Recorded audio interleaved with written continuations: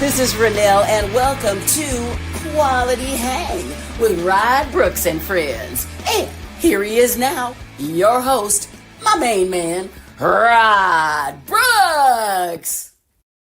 Thank you very much, Renelle. I am Rod Brooks, and welcome everyone to Quality Hang. And as always, I'm joined on this broadcasting adventure by my friend, my partner in crime, the co-host of Quality Hang. He is Marcus Osborne. What up, dog? How you doing? I'm here. The weather is gloomy. It's making me tired. I'm already sleepy, so I need to talk shit about somebody. I can accommodate you. I have just the show where you can do that. Before we get started and before we thank our presenting sponsor, Hop Monk, is that a silk shirt you're wearing? It looks like it. It looks like it, but it is not silk. I don't know what this material is. It ain't cotton. That much I can tell you. It's like kind of rayon, like a rayon cotton blend or some shit like that. And see, that's the difference between the two of us. All right. If you see me in anything other than a t-shirt, it means that I've been told I have to put on a suit and go on television. Marcus keep it G all the time. And so, this thing? No, it's not silk. It's just it's just some exotic space age poly blend that, it's just a Wednesday night. I'm just keeping it real adult and gangster. I see you. If only, baby. If only, baby. As I mentioned, we always start the show by thanking our presenting sponsor, the fine folks at Hop Monk Taverns, plural, because there are 3 locations for you to choose from: Sonoma, Sebastopol, and in Novato. And at all 3 Hop Monks, they do all the same great things. Great food from a diverse menu, fantastic craft beer selection, and a selection of live entertainment at all 3 venues that is unparalleled, because not only do you get national acts from around the country, I don't know why all of a sudden I had to do that in a Midwestern accent, you get national touring acts from around the country. For my money, what makes Hop Monk great, and what Dean and his folks at Hop Monk, what they do really well, is that at all 3 locations, it's a place for local artists to show out and be seen. So to see what they have coming up live entertainment wise, check them out online at hopmonk.com, or for more information, check them out at Hop Monk, and definitely follow them on all the socials. And I want to do this now so I don't forget to do it.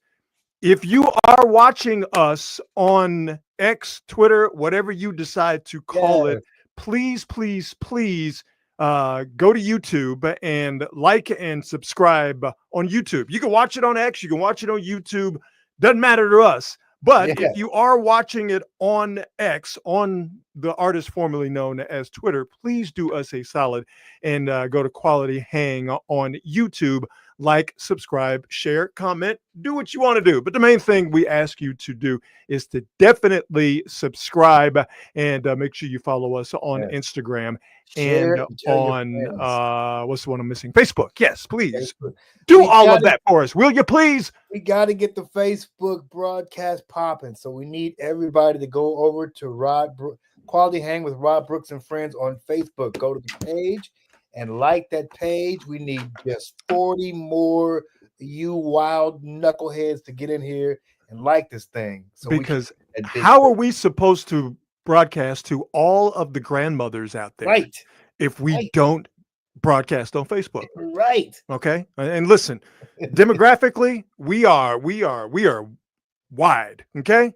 8 to 80, blind, crippled, and crazy. All right. Amen. We don't care. So Amen. Do you have a pair of working eyes? Do you only have one eye? It doesn't matter. Maybe you don't even have eyes, okay? Stevie Wonder. We got to listen inside too. Exactly. Listen. Exactly. Spotify, iHeartRadio, their podcast network. We're doing big things at the Bay Area Sports Collective. So yeah, whether you want this visually, whether you want this audio style, like I said, maybe you don't have eyes, okay? Maybe you were smited by God for something you or your ancestors did back in the day, and he removed eyes from you. That's none of my business, okay? Not my problem either. I just want to let you know that even if you are without eyes because of a smiting by the Almighty, you still have the ability to enjoy this podcast. Anytime I can work in the act of smiting, I feel like I've accomplished something. It's a great word as well. It's a great word. The concept of an almighty being just saying, you know what, fuck you. I'm gonna mess your life up in a way that only an almighty being can. I find it to be hilarious and fascinating. Awesome. Maybe God is smiting the Giants of San Francisco at this point because, well, I thought Sunday's 8-0 loss to the lowly Nationals was, Marcus, the low point for the Giants. Well, today the Giants just tunneled underground and went lower, and there seems to be no stopping their ability to go as low as possible. This is a Giants squad that not too long ago, maybe a month, 6 weeks at the most, but not that long ago, the Giants were within 2 games of the Dodgers or National League West supremacy. It's so crazy. So you get to today. The Giants lost. Was it like a month ago? Yeah, it wasn't that long ago. It probably was around a month ago. Oh my gosh. The Giants lost to the Padres today, 11-1. And the score does not indicate how ridiculous this game was from the jump. The Giants gave up a 7 spot. We're down 7-0 after 2 innings. So the Giants got swept by the Padres. They've lost 5 straight, all of them at Oracle Park. Since the All-Star break, the Giants are 1-11 at home. The Giants have lost 13 of their last 14 at home. The Giants have only scored 5 runs during this current 5-game losing streak. They've only scored 3 runs, the Giants, in the last 4. And they've been outscored 58-25 in the last 2 homestands. The Giants have not been this bad at home since 1940, when they were still in New York playing at the Polo Grounds. So the Giants, again, outscored in these last 2 homestands 58-25. The Giants are 7-17 in the second half of the season. They're now 59-62, 29-31 at the corner of 3rd and King. They sit now, the Giants, 10 games behind the Dodgers and the Padres, who, on the strength of beating the Giants, the Padres are now tied with the Dodgers for National League West supremacy, and they're going to play a series here coming up either tomorrow or over the weekend. And the Giants are now 6 games out of the 3rd wild card spot behind the Mets, who are currently losing to the Atlanta Braves 11-6, but they still got a few innings left to go in that game. So the buzzards are starting to circle, Marcus, around 3rd and King. The vibes are not good at all. And you asked a question on Monday about Bob Melvin and his job security. And if people were being very loud and vocal in calling for his job and what that would do. The calls for his job are definitely getting loud and vocal. And you're starting to hear some rumblings in the media from people who don't, Marcus, necessarily traffic in, hey, this coach sucks, he needs to be fired. This manager sucks, he needs to be fired. And when you have certain media members start to talk about maybe changes are necessary, they're hearing that from people within the organization. The Giants have 3 games coming up here over the weekend. They get the day off tomorrow, thankfully. The Giants had 3 games over the weekend against the Tampa Bay Rays, who aren't terrible, but the Rays aren't great. They're not the Padres. If things continue to look as bad as they've looked over these last few games, and today was just more of a comedy of errors. If you continue to see that, it's going to start to get real dark real quick for Bob Melvin, if it hasn't gotten dark enough already. Yeah, man, I feel bad for him because as I said Monday, I don't think that another manager takes this team and makes them much more than the parts they have assembled there now. But somebody's got to take the hit. Yeah. You can't fire all the players, as we know. Yeah, and the thing with the Giants, and I mentioned this on Monday when we talked about it before it got worse, as we saw it today, is they don't do anything exceptionally. And the things that they need to just be moderate at, defense, base running, situational awareness, approaches in the box that lead to getting guys on and over, all of those little things, they are objectively terrible at. And unfortunately, while it is the players, of course, that are responsible for what they put out there, when you have the continuing basic mistakes of these Giants, and we've seen this all season long. This is not just a product of this homestand. This is not just a product of the second half of the season. This is something we've seen. Once you got past that hot start for the Giants, this is something we've seen all season long. These tend to be, rightly or wrongly, reflections on the manager. And I think more to the point, even though there's not something, this is not quantifiable, but you know it when you see it. Yep. This team looks flat. It looks listless. It looks, not that they're not trying, but they just don't have any fire, any oomph. And that's always going to fall on the manager. It's difficult to do. And yeah, that is something that you can place in the manager's lap. But I think it's difficult to do when you look around and you know we're going to try to win, but ultimately I'm thinking about Cancun. Yeah. No matter who you are, it's once you know, and players may act like they don't think about it, they just play to the final game, but they know. And it's hard to get it up when things ain't wet, if you know what I'm saying. But see, here's, and I understand where you're coming from, but here's where I disagree with that. It wasn't that long ago, as we talked about, you were making the Dodgers think, oh shit, we might have to worry about these guys. Yeah. It wasn't that long ago. Right. You make that Devers trade, and that is a clear signal by Buster Posey, the man in charge now, and the front office and the team saying, okay, you know what? We believe in you guys. And to get Devers, you had to trade some guys. You've had some injuries. There have been some circumstances that the players and Bob Melvin that they can't control. But I have a hard time believing, and also just, being in that clubhouse or being around the players and talking to them and just kind of having a boots on the ground understanding as to, the vibe. I know when guys quit. And if I felt like I saw that, or if I heard anything about that, I would have no problems with saying that. But just being around them, like I said, I was just at the park last Friday. Yeah. It's a group of guys that they pull for each other and they're still trying to play. But I think what is happening is they know how deficient they are in so many areas, particularly pitching, defense, and situational hitting.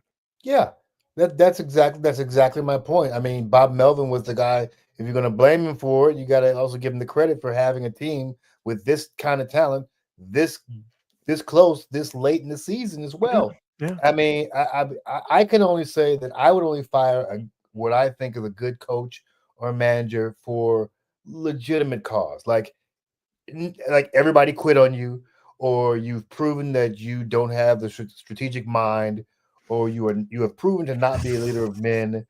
Otherwise, sometimes you got to look at what you got in the room and go, I don't know. We'll make a change, just for the sake of making a change. Well, to get to something you just mentioned, strategic mind, or a lack of a strategic mind. There was a situation just a couple of days ago, Logan Webb on the mound, and he was left in too long. And this is not even a hindsight situation. Sure. Watching the game, it's like, you could clearly see that he's Logan Webb. He's logged the most innings of any pitcher in the National League, if not the most innings of any pitcher in all of Major League Baseball. That's Logan Webb. He's an ace. He's a horse. He's the guy. Give me the ball. I'm gonna go out there, and I'm not gonna just give you 5 and dive. I'm gonna try to give you 6 and more. Logan Webb is in the 7th inning. Hadn't gotten through the 7th inning. Logan Webb's in about a month. And it was one of those where you had to keep a real close eye on him. And not that Bob Melvin left Logan Webb out there to drown. He didn't. I think he was not. I know he was in. This is my dude. This is my ace. We're a team that needs a spark. If he gets through this against the Padres, a good squad, if he gets through this could be the spark we need. And it backfired on him. And you can look at it one of two ways, that it was worth the risk because of Logan Webb because of the situation and because of the Padres, or you could look at it as it absolutely wasn't worth the risk. You had at the time had lost 2 out of 3 against the Nationals. You had lost 3 games in a row. You have to manage that game like it's game 7 of the NLCS or game 7 of the World Series.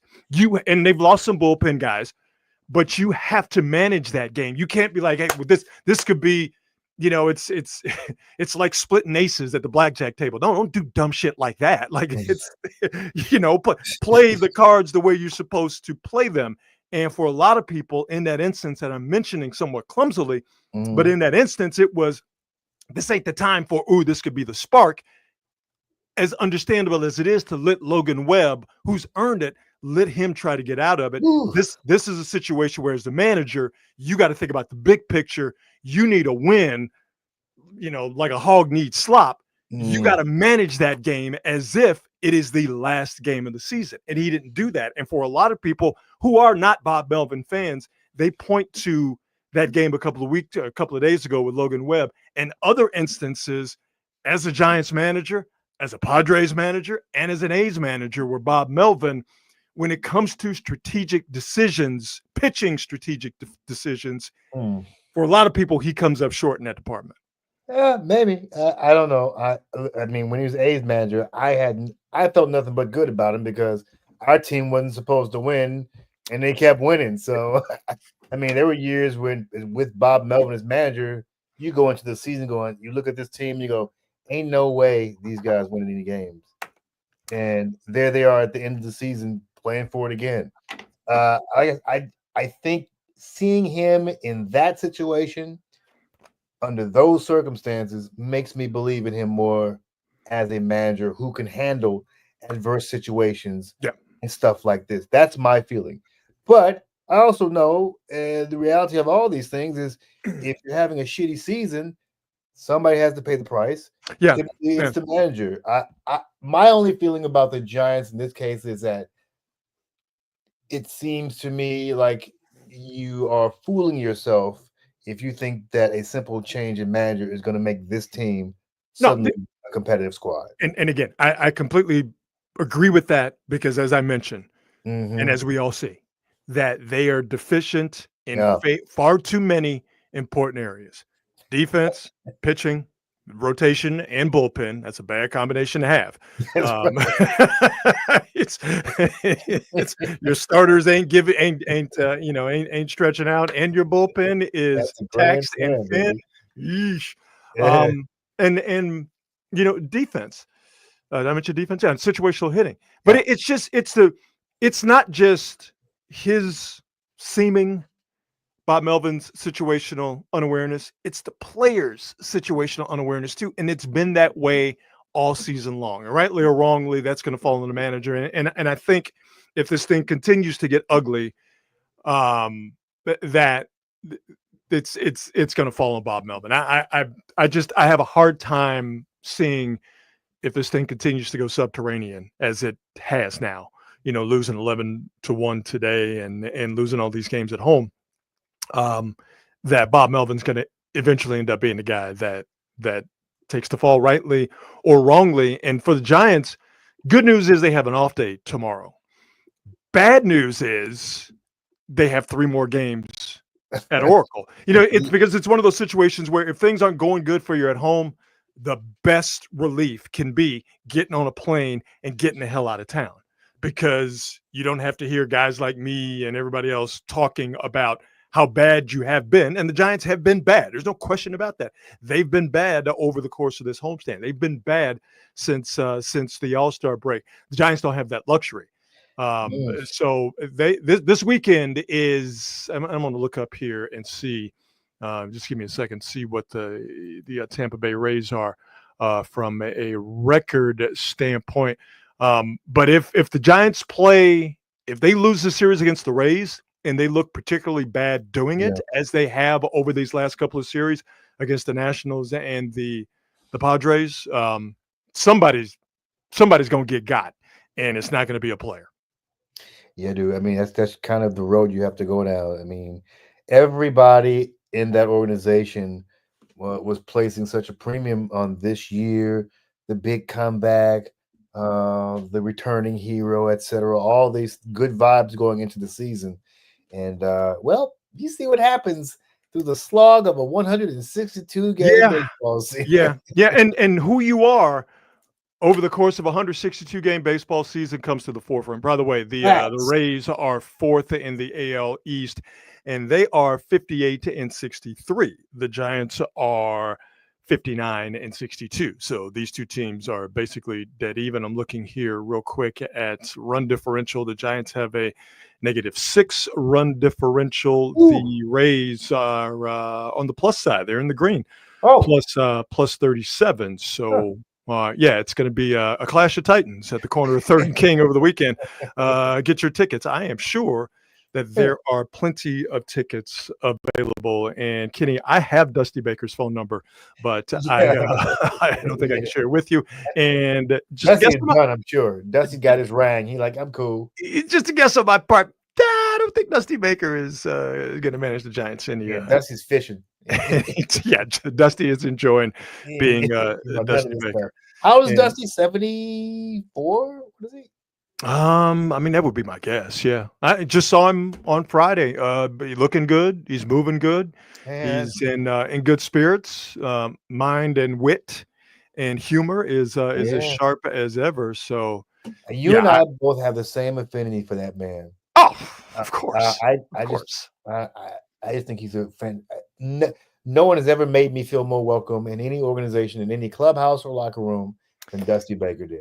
I don't know if I've mentioned it on this show before, but when I first started here in the Bay Area and I was doing a noon to 3 show on KNBR, I would at least once a homestand go into Dusty's office. So I'd be done at 3. KNBR was right around the corner from then Pac Bell Park. I would be in Dusty's office by 3:15, no later than 3:30. Yeah. And I would sit in Dusty's office and I would either get a stern talking to about some dumb shit I said on the radio, just kick me down with some wisdom. He'd play some music. He fed me soul food. He introduced me, hit me on the Hard Knocks in the city, which I think is still there. They had that one location in the dog patch, but he would feed me soul food and you know, I would sit in his office and he would have discussions about things with people, and I would sit there, not open my mouth and listen. I got a baseball master's degree. I'm not calling myself a baseball expert by any stretch of the imagination, but I got myself a baseball master's course, let's put it that way, by sitting in Dusty Baker's office for, you know, however many seasons it was, 2 or 3 seasons. And I've told him this before. I'm more grateful for that he, you know, instead of him, you know, sort of smacking me around, saying, you don't know what you're talking about. He's like, you don't know what you're talking about. So come learn what you need to talk about. And I'm glad I got a chance to tell him this, that I'm more grateful for that baseball education and that black man taking me under my wing as a YN and teaching me. I'm more thankful and grateful for that I am that he was manager of my childhood baseball team, the Houston Astros, and led them to the World Series in 2022. Because if he doesn't do that, there's a really good chance I'm not sitting here right now having this conversation with you. I mean, I tell you, I had the same experience with Dusty. I was a production assistant at the time with KNBR Sports. And you remember Pat Olson? Absolutely. The sports leader. Absolutely. Shout out Pat Olson, wherever you are. Yeah, Pat was my guy. He sent me to Bruce McGowan couldn't get down to the Giants for some reason. Shout out Bruce McGowan. Yeah. And Pat sent me down to Candlestick and said, Marcus, I need to go get some sound from the Giants locker room. Listen, this only reverberates between the two of us. That is a solid Pat Olson impression. Solid Pat Olson impression.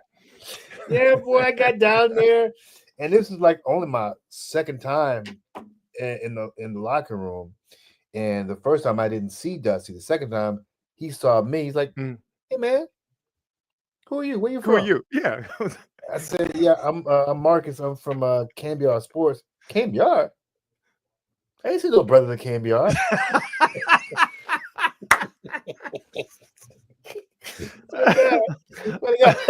He said, well, yeah, KBR. I said, yeah, man. Said, well, listen, whatever you need, you come see me. That's Dusty. When you get here, you come see me. We got you covered. Anybody you want to talk to, we'll get you in there to talk to. Okay, cool, thank you. I walked out on cloud 9, boy. Oh, yeah. He has a way of making you feel like you belong. Mm-hmm. And like I said, being in his office, I had no business being in his office. I didn't belong, right? I wasn't a player. I wasn't a part of the organization. I was a member of the media. Yeah. But that didn't matter. Who I was I was a fellow black man in baseball. Yep. And listen, when we see each other at baseball games, we're like, what's up with him? Because unfortunately, there's just not a lot of black people in baseball. Not as much as it used to be, not as much as it needs to be. So, 15 years ago, nowadays, you see another black person at a baseball game in a non-fan capacity, you start to ask questions. You walk right up and ask them, I'm such and such, who are you? It's like you lost? It's like when you are in a predominantly white space and you see another black person, you give them the head nod. You're like, hey, we out here, right? That's just so Dusty, he did what Hank Aaron did for him and so many other great players did for him. Point. He keeps paying that forward. You make a really, really good point, because people who are on the outside listening to us have this particular part of this conversation, maybe think, I ain't gonna talk about race. I think it's important in this context because that particular man lived through a bunch of stuff. Learning from Hank Aaron, he experienced things as a black man in baseball that none of us should ever see, hear, or talk about in mixed company. And so, yes, it did mean something to him to see myself or you or any other folks in the media on that covering that team. To go through all of that, his own experiences, and to see what Hank Aaron went through, and to still have a love for baseball on a molecular level, to witness injustice and just flat out hate in baseball, from within baseball, and still love baseball. I to me, that takes special people. And so all of those black men, especially the ones, the dearly missed Willie Mays and those who had to deal with baseball before the color barrier was broken, and then when it was broken, for those men to endure all of that and still play baseball and still love baseball, that's an intestinal fortitude I know I don't possess. This game and the people within it don't love me. Well, then I'm not going to love the game. How they did it and how Dusty did it and still does it is we got to get Dusty on the show one day. I think that'd be great. I think I'll call him up and ask him. That'd be great. One day, just have him come on. And baseball stories in general are awesome. Oh, he's got the best. He's got the best stories. The dudes had so much time on their hands. Yeah. Oh yeah. You had great stories. Man, all of the standing around you have to do when you play baseball and when you cover baseball. Just being, there on Friday and doing the story for NBC Sports Bay Area. I forgot how much standing around a baseball clubhouse you have to do before the game to talk to the people you want to. And I forgot how much I hate standing around a baseball clubhouse. Yeah, not my favorite thing either. God, you just feel like a giant dork because, you're a giant dork. All of the major sports, I feel like the baseball is the least welcoming to press. They just don't want you in their clubhouse, and I completely understand it. I really do. Yeah, I get it. Especially if that's your spot, 162 regular season games, or extended to spring training. Even though you're at a different location. Mhm. The clubhouse to baseball players, understandably and rightfully so, is their That's the it's their church, spot. baby. Yeah. It's their sanctuary. Mhm. And to have people every day invade your spot for 6 to 7 to 8 months at a clip, I, I could see as a baseball player being like, these jackasses again. I don't blame them. I don't. I like, you don't want me there, and I don't want to be there. But it's my job, and it's your job to accommodate me for the most part. So it's just kind of I don't know if it's an uneasy truce or alliance, but that's just the way it is. So again, Giants off tomorrow. So the good news is they can't lose. But they start up a 3-game series against the Tampa Bay Rays this upcoming weekend. Can I And mention something, Rod? Because yes, you keep firing thoughts off in my head by the things that you say. It's interesting that when you talk to a folks who professional athletes who played 25, 30, 40, 50 years ago, the relationship between press and the athletes has become so adversarial, and it didn't used to be that way. When you talk to some of these athletes, they tell you they were pals with the guys in the press, the reporters. They would go drinking after games. They would hang out. It's so dramatically different now, man. Yeah, there was the everyday reporters, the beat reporters, would almost protect the players. Yeah, I don't know. Pardon me. Ooh, excuse me. I don't know. Should not drink Trader Joe's lemon sparkling water on the air because boy, oh boy, does it give you the burpsies. I don't know if there was a sort of a dividing line where things went different. Clearly, the relationship between the media and athletes is different now because the athletes don't need us. They can tell their own stories on a platform like this. How many athlete podcasts do we have? We have a ton of them. And now that the athletes have their own spaces, their own podcasts, man, oh man, are they some chatty Cathys. Like Michael Porter Jr., who we'll get to later on in the show, because he is on a podcast tour where he just will not shut the fuck up.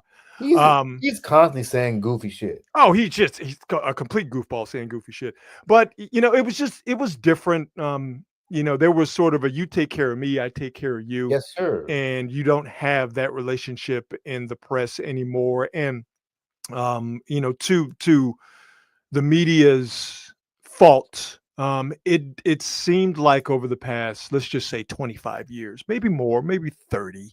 Yeah. But over the past quarter century or so, it seemed like we in the media were kind of going out of our way to see if we could get some gotcha stuff on these guys. Right? That's it. And I can completely understand the athletes going, oh, if that's how you're going to get down, then I don't trust this guy. I don't trust this guy at all. So because these reporters out here trying to get stories, they're trying to sell, not newspapers, but get clicks, get eyeballs, get ears, and come up with the hot takes, and which is what everybody traffics in now. I get why I wouldn't trust these cats. The relationship has been adversarial for a while, and maybe it's just a natural evolution of things. And the continued evolution of that is got adversarial, and then it got to a point where, as I mentioned, now because of podcasts and player only or player driven shows, you don't need the media. And quite frankly, I don't think that's a bad thing. I just think, like I said, I think that's just a natural evolution of this relationship that has sort of been tenuous at best since the beginning. So there you go. Shedeur Sanders, the belle of the ball last week for the NFL's first slate of preseason games. Shedeur Sanders, pictured here, throwing a football, will not be throwing a football in the Browns' second preseason game against the Philadelphia Eagles. Sanders was warming up today before the Browns' joint practice with the Eagles and strained an oblique muscle. Now, do you have two obliques? Is it just one? Is it the oblique muscle or is it an oblique muscle? I struggled when, writing my notes here, which one it is. Question. I do not know. Because it's I think it's in the rib cage, right? So you would have two since you got rib cage. Would you? It's the obliques right here, right? It's in. But like you said, is it the obliques?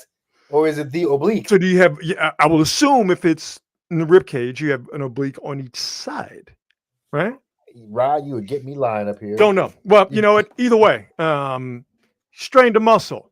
That's too He bad. ain't playing this weekend. The Browns said today that Who are Shooter they going Sanders with? playing is unlikely. Well, I mean, the Browns have 58 quarterbacks, so I think they'll be okay. Well, I thought Gabriel was injured as well, right? Well, but that was the thing. That's why this is a story, because there were reports because of the Browns' injuries And to Pick all was injured. 75 of their quarterbacks. Yeah. That Sanders was once again going to start Mhm. this Saturday against the Eagles. Now that he is hurt, you know, I really, it gets down to, Sanders isn't starting for the Browns, then why pay attention to the Browns? Is pretty much what it comes down to. So I saw the numbers for that Browns game. They were if the kid plays well, you got yourself box office. Oh yeah, no, a lot of people watched the preseason game, and a lot of people are going to watch if he is going to start. I don't think it's going to be the beginning of the season. They are going to give that job to Joe Flacco, even if Joe Flacco only has one working leg. But at some point in time here, and I think it's going to be sooner rather than later, once you get into the regular season, Shooter Sanders is going to be the starting quarterback. How long he's the starting quarterback once he gets that job, of course, no one knows. But it's his job eventually. It's just a matter of time when it's going to happen. So there you go. If I'm Shedeur Sugar Sanders, as I call him, if I'm that dude and I end up playing this season, starting a significant amount of games, and I play well and I'm named starter, somebody's renegotiating the contract. They ain't renegotiating that contract. Somebody give me more money. I mean, he can get more money from Nike. He can get more money from whoever his sponsors are. The Browns are not going to, after one season, renegotiate the contract in this fully hypothetical situation. The Browns are not going to renegotiate the contract of a 5th-round draft pick after a handful or maybe a couple of handfuls of football games where he looked competent. I promise you they ain't doing that. He has to start a significant number of games and make something happen. He could start all 16 games. Then we got to talk. And then they go to the playoffs. They are not renegotiating that contract after one season. I promise you that. I don't even say what they're going to do. I say if I'm him. I'm making all the noise. Oh, absolutely. You can make all the noise you want to. They ain't going to listen to that noise. Oh, speaking of that exact same situation, you know how much I hate the Dallas Cowboys, and I love to laugh at the sentient bag of booze that runs them, Jerry Jones. Jerry Jones and Micah Parsons are having a good old-fashioned urinating contest. Their best player, Micah Parsons, wants a contract extension. He's looking for some of that T.J. Watt money of course that Watt got from the Pittsburgh Steelers. Jerry Jones is like, I ain't paying you nothing because I ain't got to. And Jerry Jones, since the beginning of training camp, whenever a microphone has been put in front of his face, he said something to the effect of, I ain't paying him because I ain't got to pay him, and I'm the man in charge. And there is nothing more dysfunctional than the owner of a team publicly reiterating that he ain't going to pay the guy who is literally the best player on his team and one of the best defenders in football. Jerry Jones loves the drama, and he will tell anyone who puts a microphone in front of his face that he loves drama. Hey, guess what? Somebody put a microphone in front of Jerry Jones's face today. And what did he say? He loves drama. If we're not being looked at, then I'll do my part to get us looked at. The beautiful thing for networks or, if you will, streaming companies is that the NFL is a 365-day-a-year interest factor. A lot of programming, you have to spend as much to make it, to promote it, as you do to make it.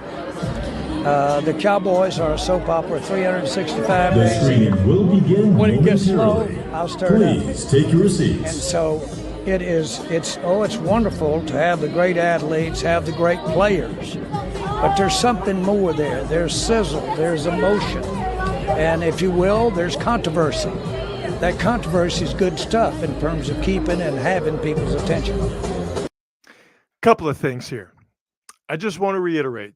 I don't want my owner talking like that. No, of course you don't. But I want that particular owner talking like that all the time until the sun burns out. Lord, so have let me mercy. say to the good Lord above, please, let this man live forever. You already let him beat stage 4 melanoma cancer that Jerry Jones is proud to tell people That's about crazy. today.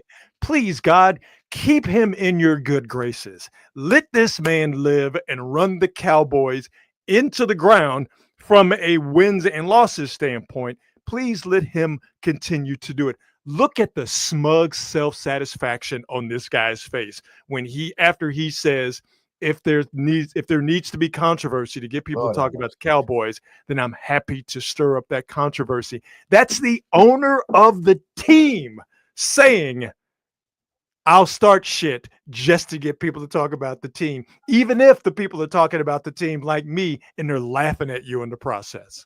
Yeah, I mean, winning is not paramount to the difference between him and Al Davis.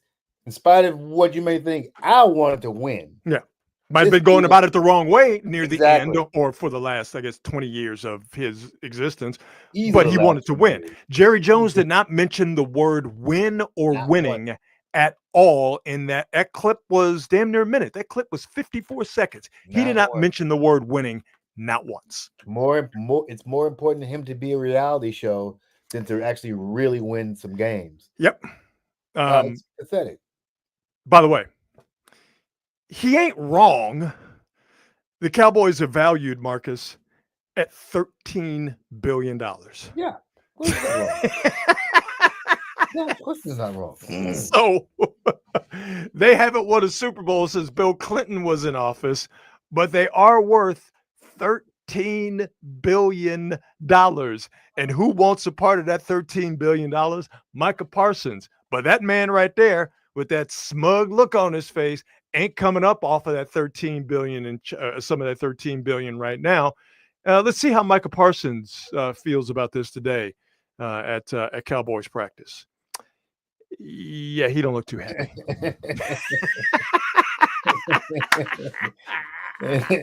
How about them Cowboys?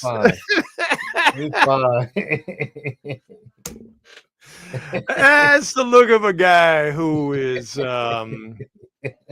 yeah, he ain't happy. He ain't happy. And I'm glad he's not happy. That's great. I mean, he's gonna have all kinds of options. But he doesn't have it. No, he doesn't have any options. He either plays or he doesn't play. I mean, he's still under contract. He's this year, right? It's either this year or he's got 2 more years. Either way, he either plays and or he doesn't play. I would get out of there as soon as you can. Get out. How? What is he going to do? He's not going to not play. He's not going to just walk away from whatever money he has left. I mean, it's weird that it's not weird. I mean, Jones has already given up the game. He's telling you why he's doing it because people are talking about it. He wants the drama. But it's weird that he's spotlight. Publicly playing this game of chicken with Micah Parsons. And he knows that he has Parsons under his thumb, and it sure seems like he's enjoying not only the controversy, but letting Micah Parsons know you have no control over this situation. You have nowhere to go. It seems to be strange to do it in public, but we know who we're dealing with here. Listen, if you want to go to a team that don't have the owner all in the videos.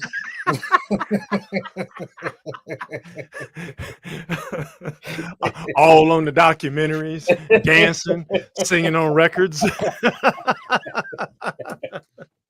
Who is the Suge Knight of NFL owners? Let me think about that for a second.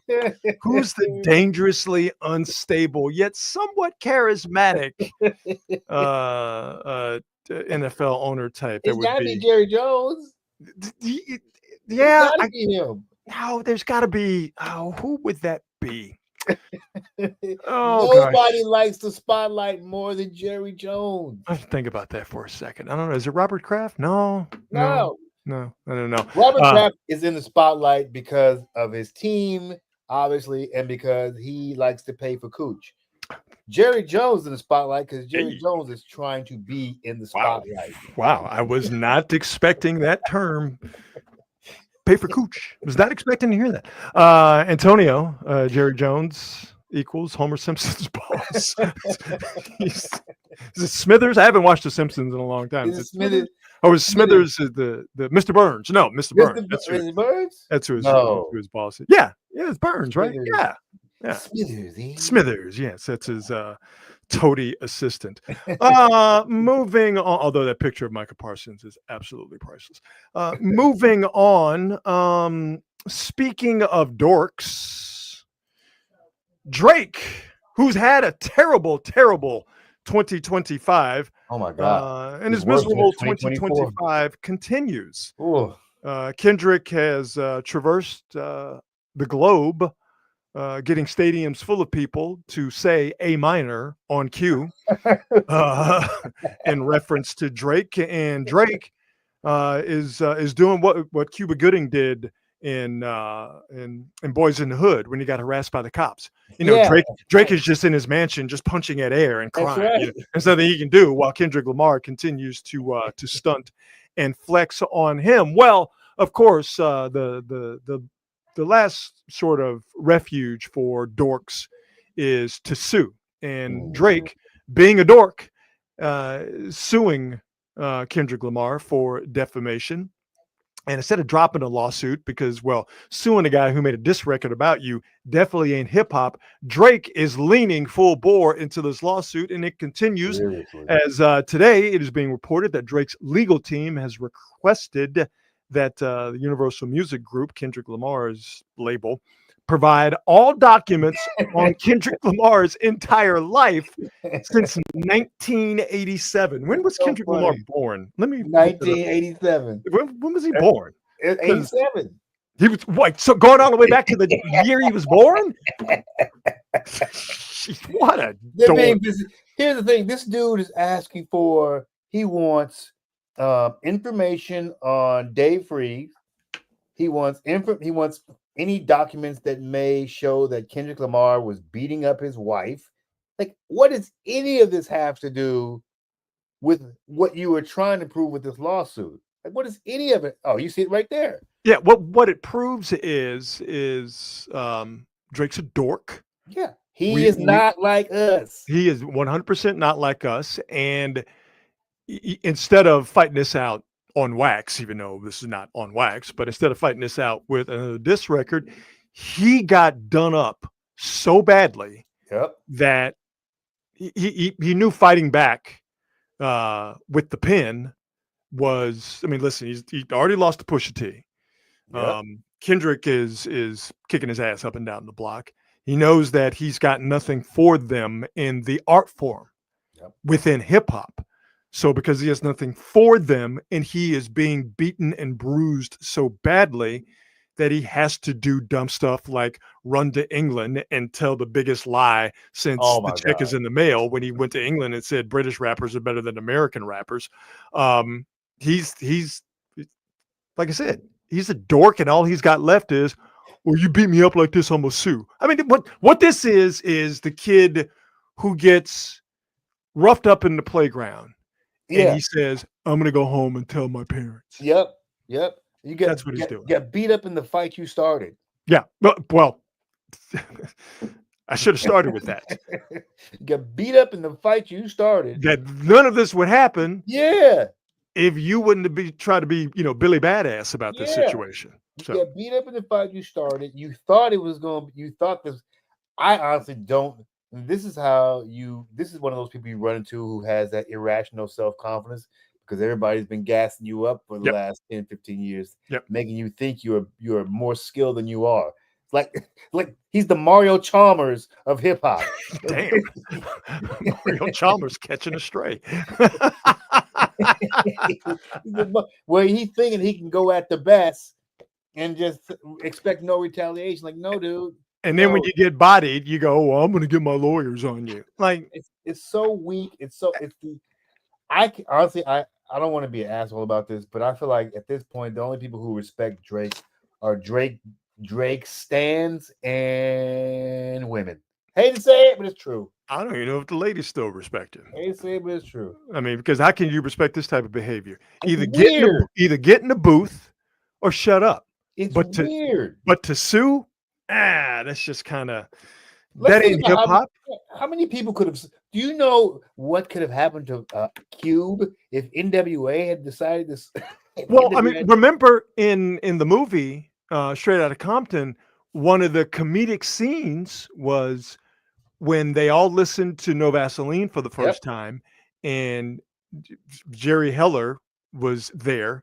Yeah. And I don't know if this actually happened, but Paul Giamatti playing Jerry Heller, you know, all of a sudden goes, apocalyptic, and he's like, what did he say? He mentioned me being Jewish, so I'm going to call the Anti-Defamation League, and I'm going to do this.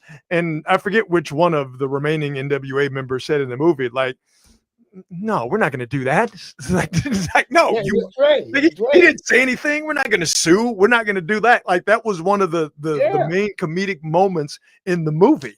Like, you get talked about bad in a rap. You need to come back with a rap or just take the L.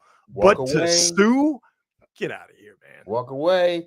And that's a true story. Dre said that is a true story. We actually sat around listening. We heard it like, well, he got us. And that's kind of how. Yeah. It's a sport. Like, it is literally a sport. Take your ass whooping and go home. Yeah. Or, run up on him and drop them dogs on him. If you really, I mean, it's like either fight with another record or actually fight him. Or there is no recovering from this for Drake, by the way. Like, no matter how many records he sold, he can never call himself hip hop. No, ever again. And there were already people questioning that.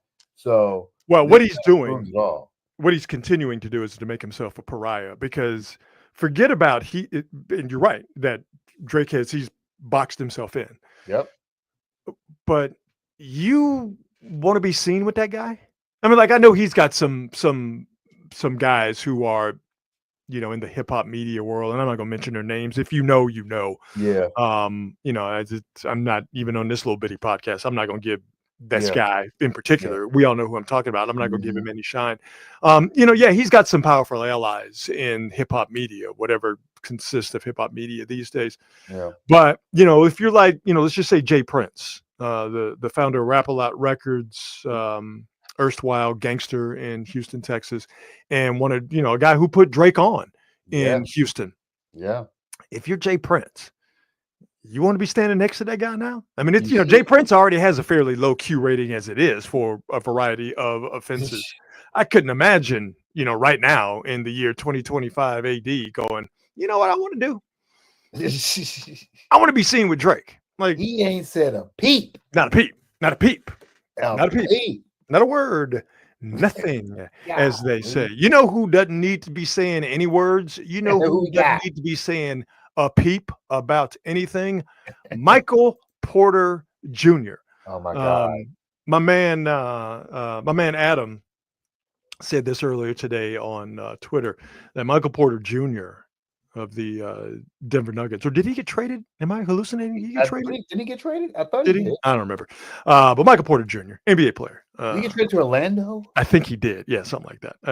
But he, as my man Adam said, is on the strangest press tour we've seen in a long time. And this goes back to what we were talking about, with athlete podcasts. Now, athletes are getting on these podcasts, and they are being very comfortable being all chatty Cathy and just saying everything, things that they don't need to say. And Michael Porter Jr. is one of them. Earlier this week, he said, I'm paraphrasing here, that his vice is women, his brother's vice is gambling. While basically saying his brother doesn't get any women. Like, why you got to be mentioning that, dog? Like stall your brother out, for goodness sakes. But anyway, Michael Porter Jr. Is sitting on the couch with a microphone in front of his mouth, and he talks about gambling and prop bets, and he just starts talking, and he just will not stop.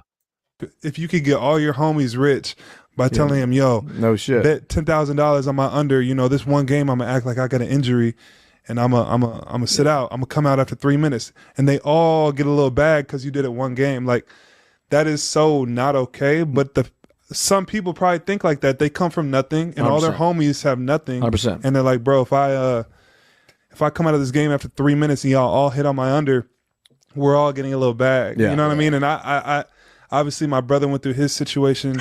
Malik Beasley's going through a situation right now. Terry Rozier. Like, dog, why are you throwing other people's names into this? I don't. Shut up. I mean, what I will say is these NBAers, they get around other folks who are NBAers or in the NBA circles, and they get real comfortable. Real comfortable. The guard goes down when you're not in the quote unquote mainstream press. Bruh, you shouldn't even be talking about that stuff. And whoever the other guys are, the non-NBA players, you can clearly tell that they're not. The guy's like, oh, yeah. Keep talking. Uh-huh. Yeah. Like, brother, Michael Porter Jr., okay? The brother of someone who, as you keep saying, has a problem with gambling. Why are you talking about how easy it would be for you and your homies to run a little scam here, betting on the under, and they could get a little bag, as he said. Shut up. Yeah, maybe the prop bet for Michael Porter is how many games he'll actually play. David Stern is spinning rapidly in his grave right now. Yeah, you would think that these, again, once you get with these guys, just let their guard down and just start yippity yapping. Man, he on that couch in that tank top, and that microphone is just like, nope, get it all out. Yeah, let me get it. He been wanting to get this off. Like he definitely wanting to get this off. Clearly. And you might want to get rid of that wife beater because that thing looks janky. So, yeah, man, Michael Porter Jr., where every admission is a tacit confession. Okay, buddy. Keep talking, I guess. I don't know. Between him and David Justice, I don't know who sounded more goofy. He put a microphone in front of a light skin, and boy, oh boy, do they just start flapping their gums. Let's do On This Date. Let's do it. Can we go? I think we can go in chronological order here. On This Date, in 1982, the cinematic classic Fast Times at Ridgemont High debuted in theaters coast to coast, border to border. Wow. And the number of the amount of talent that came out of this film is staggering with Sean Penn and the rest. Sean Penn, Judge Reinhold. I mean, listen, if we're going to talk about talent, Phoebe Cates. Are we going to talk about talent? My girl, Phoebe Cates, boy. I mean, come on. Let's just Phoebe Cates. Back in the day, Phoebe Cates was one of them one. Yeah, man. I think she held up. I think she still looks pretty good. Yeah, didn't she marry Kevin Kline? Yeah.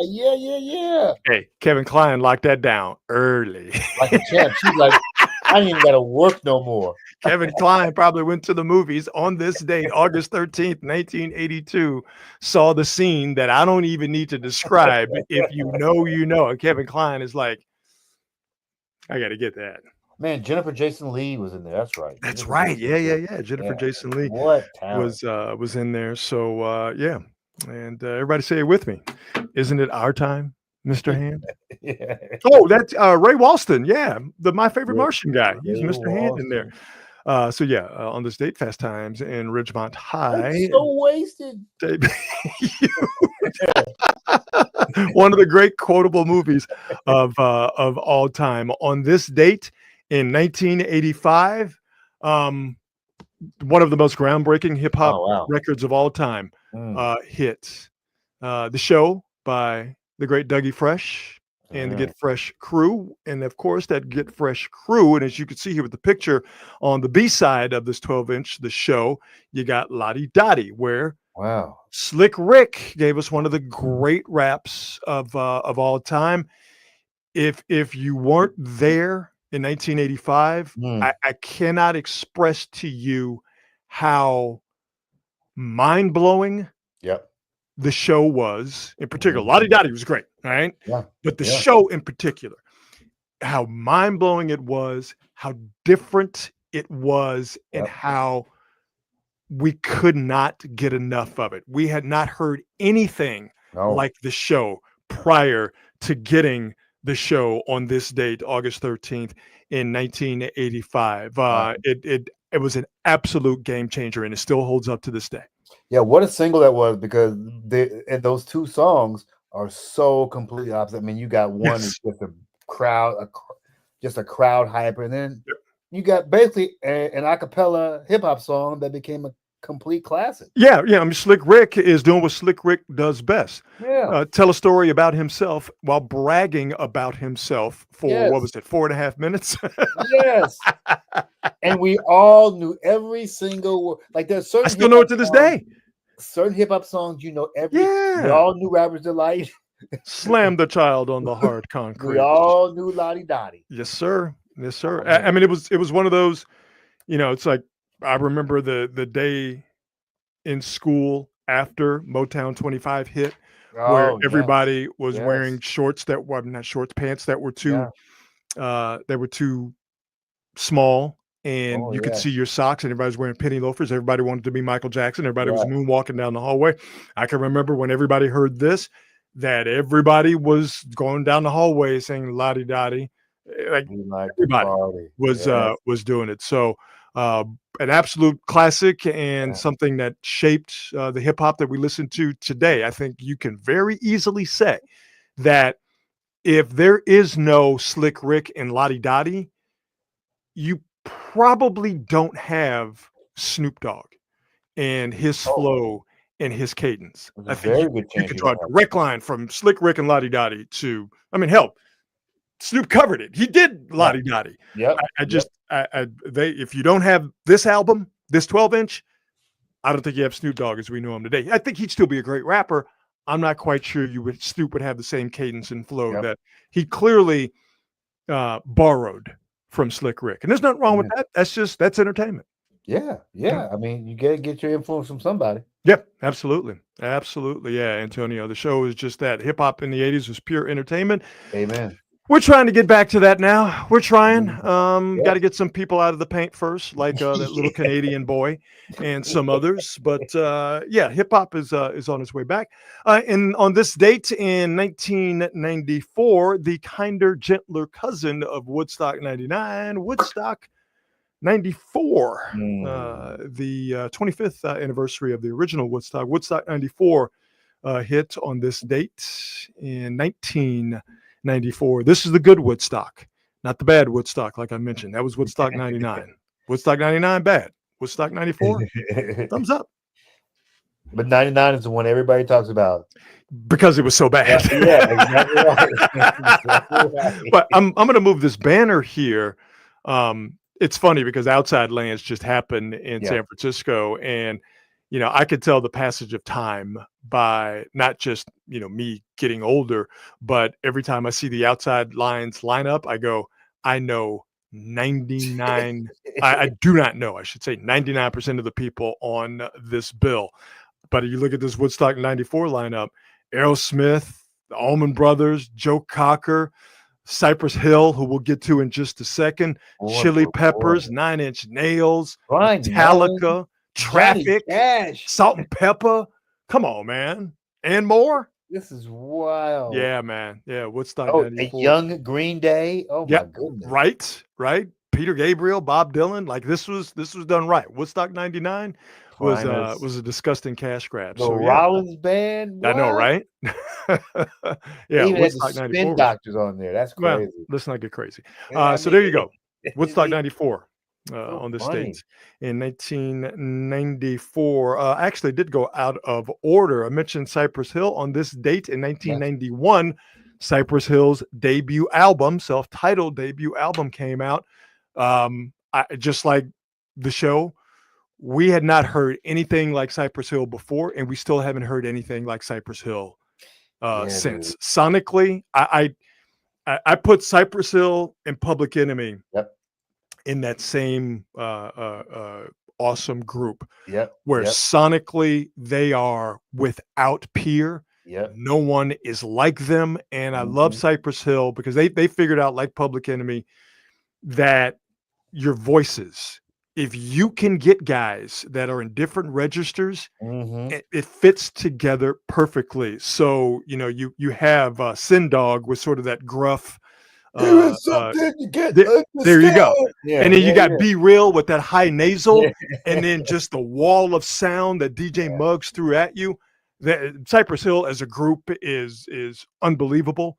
And this first album, I don't think it's just a classic hip hop album. I think it's one of the most. I think it's an absolute classic American, pop culture. Album, if you will. 100%. Yeah. Absolutely. Come on, man, Insane in the Brain. Oh, Pan on the Pump. Oh my God, Pan on the Pump was my. Man. Oh, come on, man. I used to blast that shit. It still hits to this day. Cypress Hill dropped Cypress Hill on this Nice. date in 1991, and wrapping up on this date, it premiered in 1997, and it's still relevant to this day. 28 years later, South Park debuted on this date in 1997, and it's still packing a punch. So listen, 1994. I got a little video clip. Oh, Jesus versus Santa Claus? The original man, that was the funniest thing I had ever seen in my life. And that was one of the very first viral things, right? Yeah. And it's just crazy how it can go from that little clip to suddenly being a landmark television show that's been on air for 30 years. It's crazy, man. And still pissing people off, still making doing what they do. People mad. They just did something that got the attention of the president of the United States. He wasn't particularly happy about it. They keep going, man. I haven't watched South Park in a long time, but boy, those first 3 to 5 years, I mean, South Park was an absolute cultural phenomenon, and it still is. It still is. It's an institution. It still is. Yeah. I mean, dude, you're talking about basically a show that's been on for 30 years. There are very, very, very, very few TV shows that have lasted that long. Yeah, I mean, it's South Park and The Simpsons. South Park. 60 Minutes has been on for 50 years. Yeah. That's but that crazy. makes sense. Saturday Night Live has been on over 50 years. 50 years. That makes sense. A cartoon, a badly drawn cartoon. Wow. Like badly drawn on purpose. On purpose. There's no bending. Nope. People, it's such a weird. But so still culturally relevant. And I happen to think that Trey Stone and Matt Parker, those guys are what they do and what they've done, really. Because it's not just South Park. I mean, they've made movies and other things. I think the way that those guys work together is they're on some genius level shit. I really do believe that. It is pretty cool that they are still like good with each other after all this time. Because especially when money's involved, it doesn't usually last that way. I forgot about the episode where when Chef was getting married. Yeah, man. Yeah, come on, man. They had Isaac Hayes in the damn thing. The Succubus episode too. Yeah, exactly, Antonio. No, and what did they just get? I mean, I want to say that they might have gotten close to $1 billion, if not more. Yeah, $1 billion from Paramount. Plus. Yeah, plus to make fun of the president, and that all started, even though it was Jesus versus Santa Claus, that VHS tape that was making its way around the country. But the Big Bang, obviously, was 28 years ago tonight when South Park debuted on Comedy Central on August the 13th. And last on this date, don't have a graphic for it, Mickey Mantle passed away on this day in 1995. So there you go. On this date, August the 13th. Beautifully done. Man. Oh, yes. Forgot to mention, we had a death today. My girl, from That's D My Mama. from What's Happening? Yeah. Yeah. Danielle Spencer. Yeah. Yes, that's the last Saw name. that. Spencer. Man, Yeah. I'll never 60 years old. Too young. Yeah. Too young. Yeah. Ooh, I'm gonna tell Mama. I'm gonna tell Mama. I'll never And she'd become a veterinarian. Yeah. So it was, Yeah. I forgot who we were talking about a few weeks ago. Malcolm Jamal Warner, unfortunately, when he passed away, that child stars who are able to transition out of being a cute child on television when they're able to travel to adulthood and be a normal functioning adult, that is to be celebrated. And she did that. Like I mentioned, she was a doctor. She was a veterinarian. Yeah. Danielle Spencer was. And I didn't hear how, what her cause of death was. Was it cancer? Yeah, it's 60 years old. So yeah, we're at that point where that's going to happen more and more. Yeah, that was definitely a bummer. Let's end on a funny note, and we always end with the best thing I saw today. I don't think there's anything more genuinely funny than when friends roast each other. When good friends give each other the business, because you know it's real and you know it's organic. And like when a friend makes fun of another friend's outfit, I just think that's the funniest thing in the world. And I have an example here of that. The voice you will hear cackling hysterically is the great Pusha T from the mighty duo Clips. Pusha T sees his buddy Pharrell in a suit that it just absolutely crushes Pusha T to the point where he laughs hysterically at Pharrell. I actually had to cut this video. It was well over a minute. Check this out. Yo,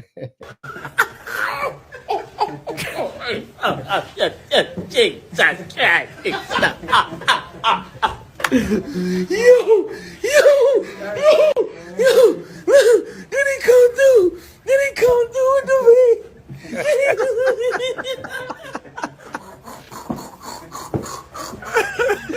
Leave him alone, man. Leave this man alone, man. Y'all better leave this man alone, man. This man went delirious on y'all. He went, was it wrong? No, it was delirious. Eddie Murphy delirious. And Pharrell can't do nothing but take it. Pharrell earns that because he be wearing some crazy stuff. Oh no, he'd definitely be wilding. But like, if we were to see Pharrell in that, we'd be like, "Oh man, look, Pharrell in a red leather suit." Because like, yeah. But you could clearly tell that Pusha T and Pharrell have an unbreakable, he tried to say in English, a bond and a friendship, to where Pusha can be in literal hysterics, as you just heard. I think I'm very accurately describing Pusha T's emotional state when Pharrell walked through them doors and he saw that red leather bootcut suit, where he was in actual hysterics. And Pusha couldn't be nothing like, "Yo, man, Pharrell couldn't be like, 'Hey, man, you kind of embarrassing me.'" Pharrell had to do Pharrell's high. What a friend does, and he just had to take it while Pusha T clowned him hard on that red leather suit. This guy. This is a crazy outfit, dude. Like, what are those pants? What are we doing here? Dog, let me move the banner. Boot cut. Boot cut is back in. I noticed that. I noticed that a couple of days ago. That for the men and the women, boot cut pants is back. So yeah. So let's dissect it. And he does look like Eddie Murphy in Delirious, wearing the red leather suit. Yeah. Although Eddie's was super tight. Super tight. So Pharrell, red leather suit, both buttons buttoned, which is an absolute fashion faux pas. You do not button the bottom button on a suit. Come on, man. If it's more than one button, you just do the top button. If it's three buttons, you do the top two buttons. You never button the bottom button. That's one to grow on, kids.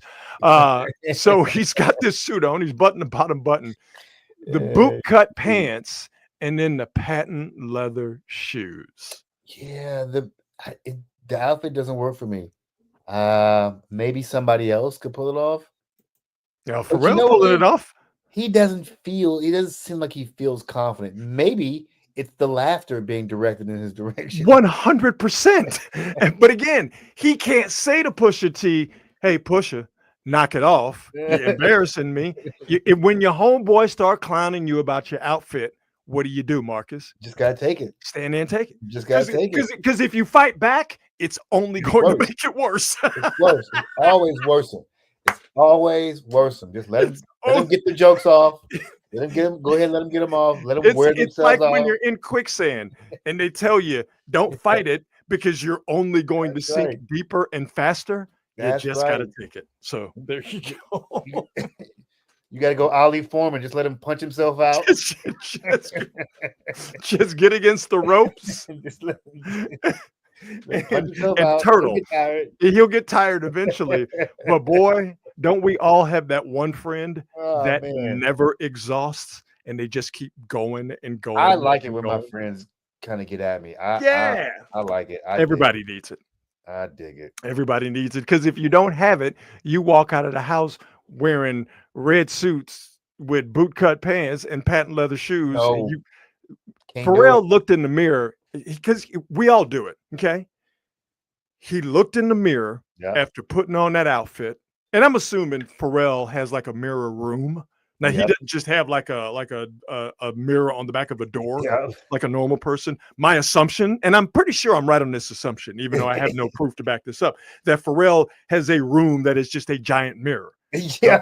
On all four walls are mirrors, and the ceiling is a mirror. Floor With Happy probably jumping out of speakers. exactly, of course, yeah. And the floor is probably a mirror too. Like there's no doubt in my mind that Pharrell has a mirrored room. Pharrell walked into what I imagine to be a mirrored room, wearing that outfit, and he was like, "Did it again." I did it again. I don't know how I pulled this off, but Pharrell Williams, Killed did it again. He got in the limo, okay, drove to wherever this video took place, and walked through the doors, and there standing Pusha T, and Pusha T goes into absolute hysterics.